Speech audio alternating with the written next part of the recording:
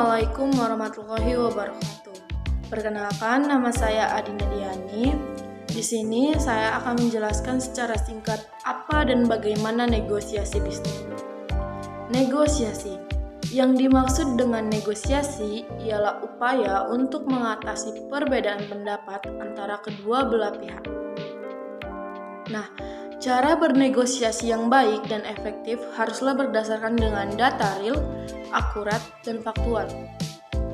Realitas dalam bernegosiasi ada dua, yaitu pertama, tidak semua dapat kita peroleh dalam negosiasi, karena harus diakhiri dengan kesepakatan bersama. Yang kedua, tawar-menawar harus mencapai kesepakatan yang bermanfaat bagi kedua belah pihak.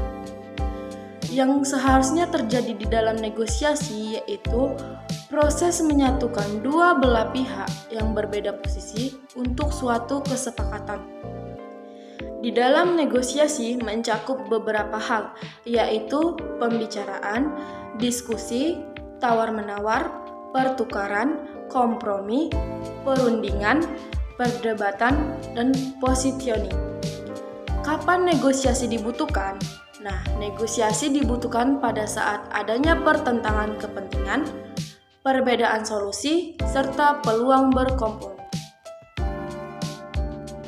Adapun 4 manfaat dari negosiasi, yaitu pertama, tercapainya tujuan, di mana melalui negosiasi apa yang diinginkan dan cara mencapainya menjadi lebih jelas.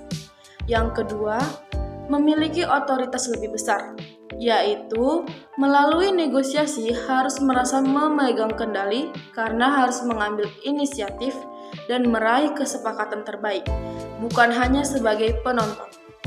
Yang ketiga, menjalin hubungan baik. Inti dari negosiasi adalah mencapai kesepakatan yang memuaskan antar kedua belah pihak.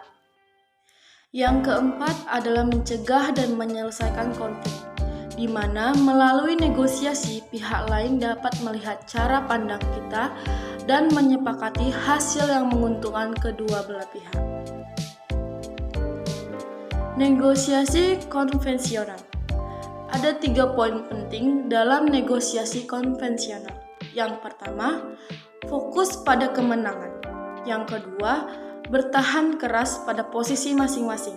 Yang ketiga, mencari kompromi berdasarkan kehendak sendiri. Di dalam negosiasi konvensional terdapat 4 model, yaitu 1. Menggertak, 2. Mengancam, 3. Mengkritik, dan 4. Berdebat.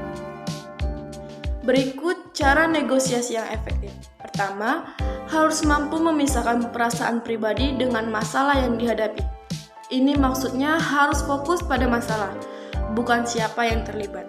Yang kedua, jangan terjebak perdebatan posisi.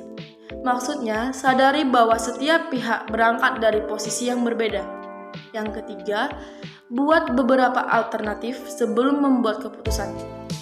Semakin banyak alternatif, pilihan memungkinkan kesepakatan yang memuaskan dua belah pihak. Keempat, kesepakatan harus didasarkan kriteria objektif, yang mana jangan terjebak pada penampilan. Orang karismatik terdengar sangat meyakinkan selama negosiasi, namun menghasilkan kesepakatan yang tidak seimbang. Selanjutnya kita masuk ke profil negosiator. Pertama, konektor. Ciri yang paling mudah dikenali dari konektor ialah biasanya memiliki ruangan atau kantor dengan dekorasi yang rapi. Terdapat foto keluarga dan ada beberapa tanaman indoor di dalam ruangannya. Tips dalam bernegosiasi dengan konektor yaitu Anda harus terbuka, jujur, dan mengawali dengan pembicaraan kecil. Jangan langsung to the point, serta pahami kondisinya dahulu. Jangan langsung melakukan negosiasi. Yang kedua, networker atau penjaring. Ciri-ciri penjaring yaitu pembawaannya yang senang, heboh, dan ramai. Kurang memperhatikan sesuatu secara detail. Sikapnya bersahabat dan menyenangkan, dan tergantung perasaannya terhadap Anda. Semakin Anda disukai, semakin fleksibel dalam bernegosiasi. Tips bernegosiasi dengan penjaring, yaitu jelaskan apa manfaat negosiasi yang dilakukan untuk dirinya dan perusahaan. Maka Anda akan mudah untuk memperoleh kesepakatan. Yang ketiga, masuk ke produser. Tipe ini paling sulit dalam bernegosiasi karena mengutamakan deal dahulu, masalah relasi urusan kedua. Tips bernegosiasi dengan produser yaitu jelaskan lebih dahulu apa yang Anda tawarkan dengan cara yang menarik. Kemudian, tanyakan apakah ia tertarik atau tidak. Jika iya, maka baru Anda dapat lanjutkan. Yang keempat, analyzer, yang mana ia menyukai keakuratan data dan kerincian, tidak suka mengakhiri negosiasi dengan cepat.